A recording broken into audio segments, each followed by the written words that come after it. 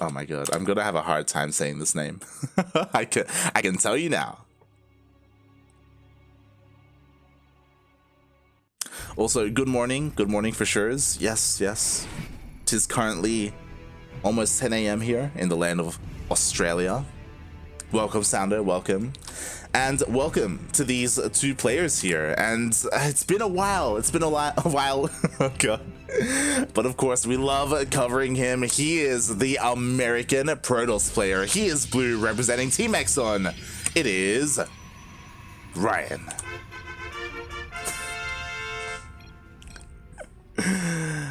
No longer a doctor. And spawning in, oh, this is true, spawning in the bottom right-hand corner of Lightshade LE. I love it. They're talking about Cham right now. We can talk about that as well. We have the Brazilian Terran. He is red. It is Pereira.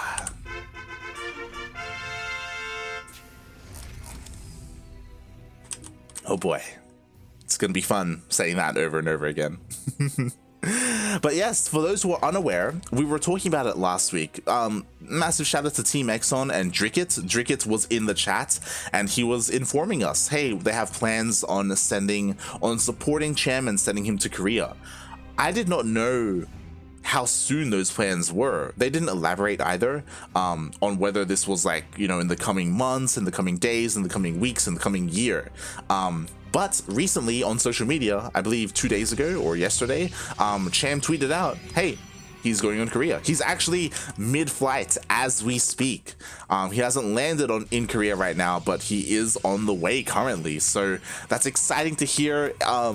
I was talking about this last week. It's great that Cham is finally getting the opportunity to compete in Korea and to, more importantly, practice in Korea, because he is such a good player. He rivals Special, and he was able to do all of this playing from Mexico, you know, not necessarily having a team house environment, not having the best ping and best practice to EU as well as time zone wise, or Korea either. So despite like the kind of rough conditions, Cham was able to achieve so much already in his career. So now giving him the opportunity to go to Korea and practice even more and improve so much more, I imagine, like it's exciting. Like I don't know how good Cham is going to get, but it's going to be terrifying.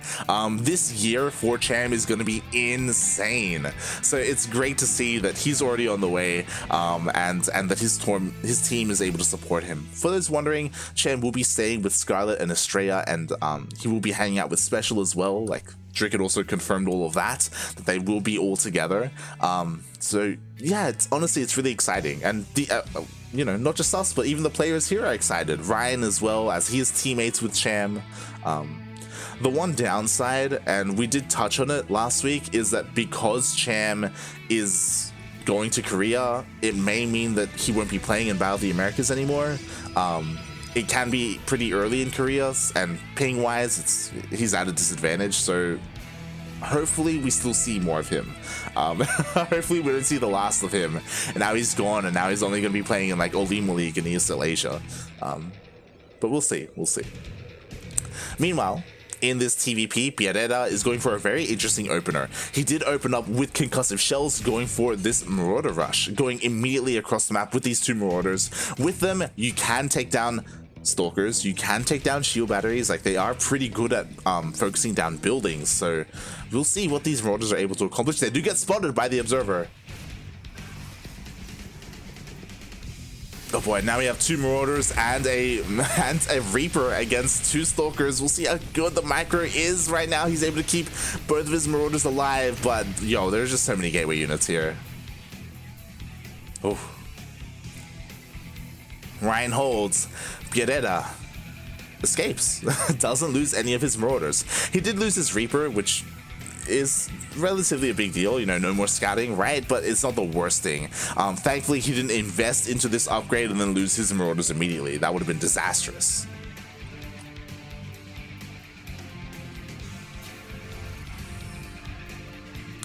Obligatory weekly question about rolling R's. I can't do it. Pereira. Yeah. Of course, I don't know if I'm pronouncing it correctly because I do know that Portuguese, like the Portuguese accent is a little bit different. So yeah, I'm doing my best. I'm doing my best here. Meanwhile, I do see the third base on the way for our Terran player, for our Brazilian Terran. Again, thankfully, like, he didn't overcommit to anything, and he is still keeping the majority of his army alive. Even picks off an observer for free. Nicely done. Meanwhile, on the other side of things, we've been focusing a lot on our Terran player, but with our Protoss player, Ryan, he's just throwing down this gateway explosion. He's got his robotic spade, going to be working on Colossus, I imagine. We'll see if maybe he goes for disruptors instead. That may be the case because I still don't see extended thermal lance being researched, which is a little bit odd if he was going for Colossus. And yeah, he's just getting ready to ramp up into this strong push, saturating his third base. Again, I'm sure Ryan right now, he is just kind of easing his way into this. Ryan is one of the best Protoss players in North America. You know, he did practice and work his way up alongside Paddy Mac last year. He's a very young player as well. I believe he's like 17 years old. You know, he's just filled to the brim with that youth juice still anyway. And there we go. Even more gateways being thrown down. Oh boy. This is going to be terrifying. And Pereira, oh god, what does he do from here? Like, he's pushing out right now. He scans, sees that there isn't too much, to be honest, right? Like, Ryan has been focusing on his production and his tech, so his Colossus are a little bit late. Only one of them out so far, so maybe Pereira can make something happen. I say that with only one tank, I don't know about this one, mate. Oh boy, the Colossus does show up. And with this Colossus, like, he should be fine. Even though he only has one shield battery, like, with overcharge, I don't see Ryan losing this. Yeah. Oh boy. Nice pickup there. Nice hot pickup, saving that tank, able to just barely keep it alive in that medevac. Meanwhile, Ryan just pushes the entire army away and takes the fourth. Because why not? Because why not? Oh boy, upgrades are on the way. Got some more tech as well. Templar Archives for Storm or Archons. And to be fair, like, Ryan might as well just use this opportunity to, you know, warm up as best he can. There are other big names later on in this tournament. Again, I'm legitimately surprised that E-Legacy was able to make it as far as he did. I'm surprised that Destroyer TT did forfeit in the third round. So Ryan should be able to make his way at least to the finals to represent America. We may see like a Jaime, like a Jim Ryan finals. Oh my.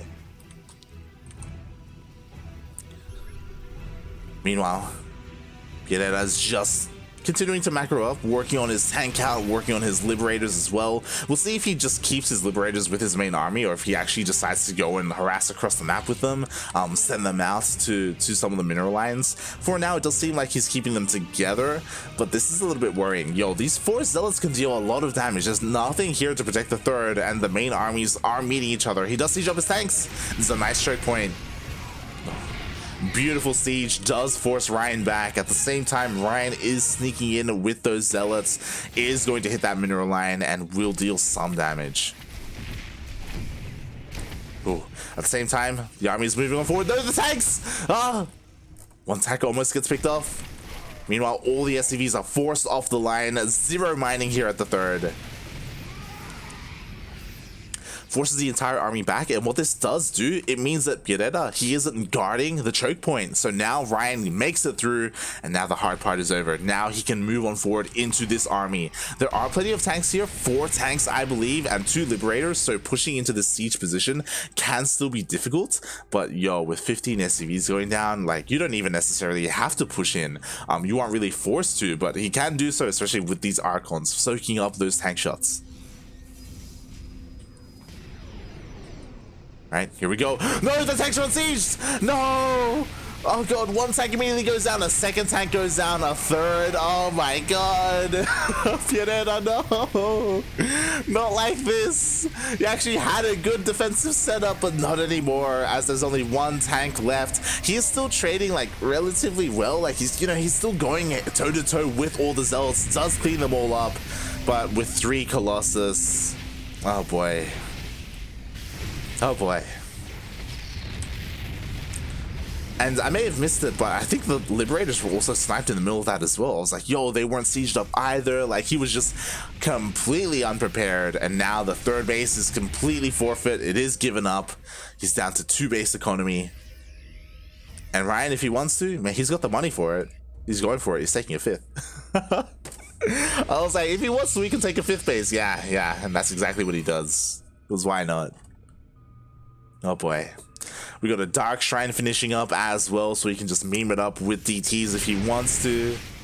A single tank does pop out. The Zealots are trying to get on top of it. This isn't the best position here for Ryan, but you know what? The tank goes down on the high ground. The tank is under threat on the low ground. There's barely any bio left protecting it, and GG gets called.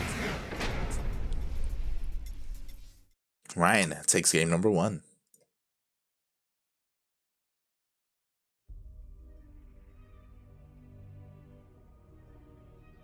The eye is in a different spot. Hey, it's fine. It's fine.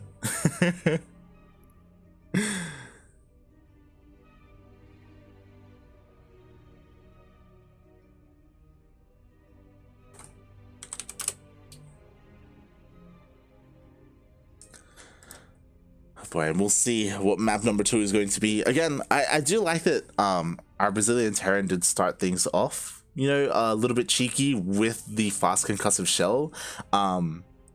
It did feel a little bit weird though, like when it hit across the map, only 2 Marauders, like I don't know about that one, mate.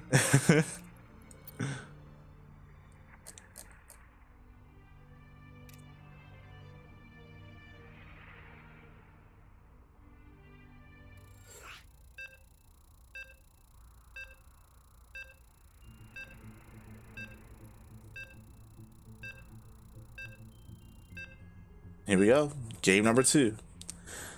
I'm kind of crossing my fingers and hoping that he proxies, not gonna lie. But we'll see, we'll see. I mean, it may even be Ryan who proxies in the end. Oh boy.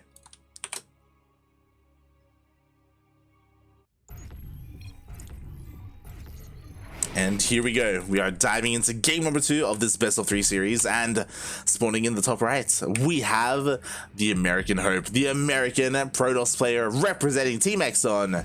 It is, of course, Ryan. No longer a doctor. And spawning in the bottom left-hand corner of 2,000 atmospheres LE, we have the Brazilian Terran. He is red, representing himself. It is Pereira. Oh, and he's setting an SCV out, sneaking across the map, heading towards that 3rd base location. Right. What are the options? Obviously, okay, we're gonna have a Rax. The gases haven't been taken yet, but there we go. Finally, we do see the first gas on the way, and it is only 1 SCV. That's what I have to say about that. He's taking both gases, by the way. Is he going to proxy his factory? Is it the plan here? That has to be the plan here, right? Because he's gonna have a lot of gas to work with. Proxy Reaper wouldn't make much sense because there's only one Rax. So show me that factory. Is he going to proxy? I don't think a proxy tank would be the best move here. But we'll see. We'll see what he has what he has planned here as the SCV does move on forward. What's it gonna be? There it is. There is the factory. And Marines are being pumped out. Oh my. So yeah, I guess a factory with Marines would make sense, question mark.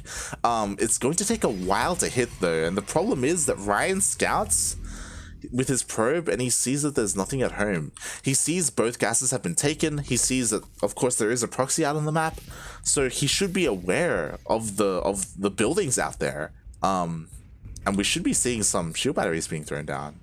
He's looking for the proxy, with the Zealot at least. All the way here on the bottom right, but he will miss this. And meanwhile, the factory is finishing up. A reactor is being made. And there's the tech lab. Okay, and there's the starport. He's pulling a Tasia on us. He's just proxying everything, but it's going to be spotted, and I think it's dead. I think it's over. Like, because of all these add-ons, there's only a single Marine to protect this. Like, it's gone, mate. We got a starport at home. The tech lab's gonna go down. There's only 3. Yeah, he just has to abandon this position. It's just yeah. Ryan found it, and he's gonna clean it up. This was a very elaborate proxy. The problem with this proxy as well is it just takes so long to really get going. Oh no, okay, I thought the Marines were stuck in the back. The Marines, they are going to fall. A tank is gonna come out. Tank is gonna go down as well. Oh, we'll see though. The Marines, they actually come back and they're actually fighting off these Stalkers. The Stalkers will go down. At the same time, the Zealot was chasing the tank. The tank does finish up, and honestly, nicely done here by our Terran player. He saves his tank. I didn't think he could do it. But what can he do with that tank, as, oh god, it is being focused down by the Stalkers. It will siege up though, and there are SCVs here to repair it.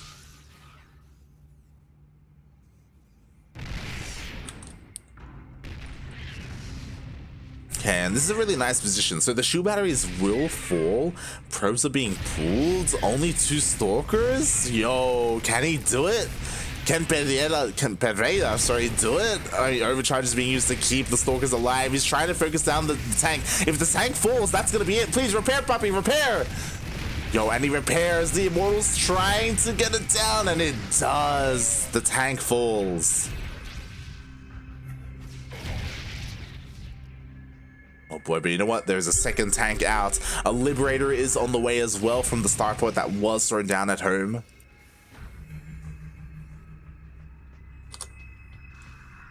Oh boy. The problem is, like, with the tank, with an Immortal, how is this tank meant to advance, right? As soon as the tank unsieges, then Ryan is just going to move forward and focus it down. Like, he's in such a rough position. Having a second tank will be so important just because then he can start leapfrogging forward slowly but surely. Speaking of, here we go. He moves forward. Sieges up. This is your moment, Ryan. He does focus the tank, and the tank falls. Oh boy. Pereira just never getting more than 1 tank up at a time.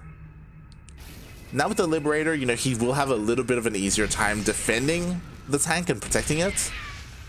But now that there are 2 Immortals, oh boy.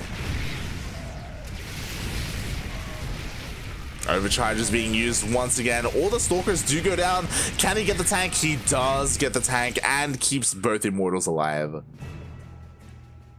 And yeah, now he can just go around the lib. That's all he's got to do. He's just chasing away the Marines.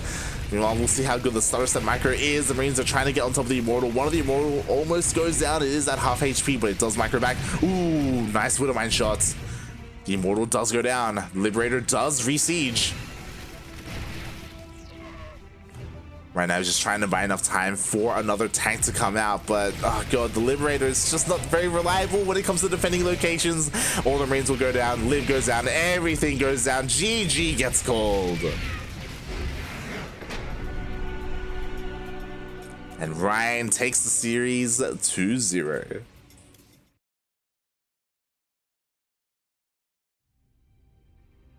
And already, after like an hour, we've been live for like an hour, and we got our semis ready for us. Wow. Ryan versus E-Legacy. Massive shout out to E-Legacy. I can't remember. I think he's engaged at the moment. Yeah, I believe he is engaged. Maybe a week ago now. So massive shout out to E-Legacy. He's of course a Protoss player from Argentina.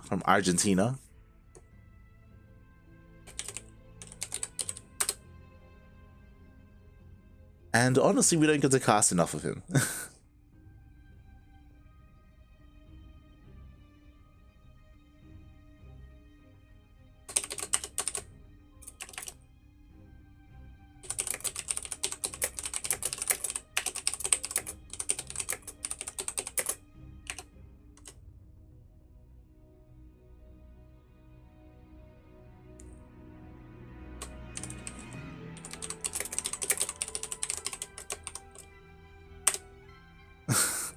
just messaging the players. Again, it was pretty straightforward. Like, you know, Ryan, he found the proxy pretty quickly. You know, he probe scouted at the start of the game. It's like, mate, what are you gonna do against that?